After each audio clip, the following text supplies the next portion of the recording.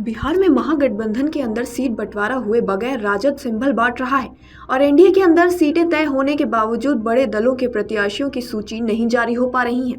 Seat बंटवारे में क्या हुआ जिससे नाम घोषित करना मुश्किल हो रहा है। सिंबल देना मतलब सीट पर प्रत्याशी को नामांकन के लिए पार्टी की ओर से अनुमति देना।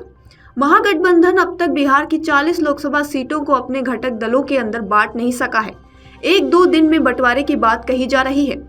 दूसरी तरफ राष्ट्रीय जनता दल अध्यक्ष लालू प्रसाद यादव की ओर से कई उम्मीदवारों को सिंबल मिलने की भी सूचना सामने आ चुकी है।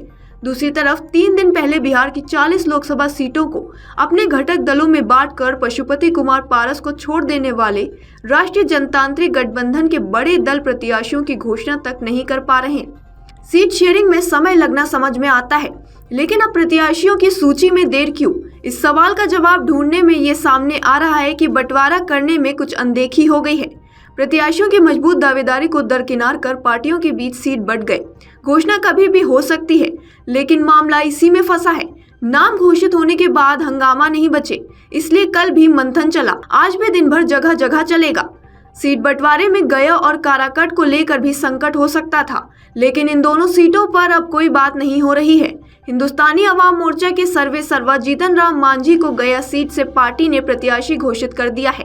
गया में चुनाव पहले चरण में है। वह 28 मार्च को नामांकन करेंगे।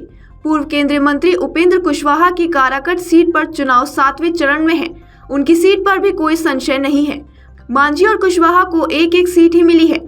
संकट बाकी तीनों दल भारतीय जनता पार्टी, जनता दल यूनाइटेड और लोक जनशक्ति पार्टी रामविलास के बीच बंटवारे में है। हालत यह है कि भाजपा के किसी नेता को चिराग पासवान की पार्टी से मौका मिले तो चौंकाने वाली बात नहीं होगी।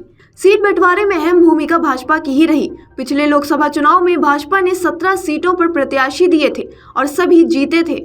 मुख्यमंत्री नीतीश कुमार की पार्टी जनता दल यूनाइटेड ने 17 प्रत्याशी उतारे, जिनमें से 16 जीते थे। लोजपा ने 6 प्रत्याशी उतारे थे, सभी जीत गए थे। इस बार लोजपा के खाते से 1 टिकट घटाया गया है।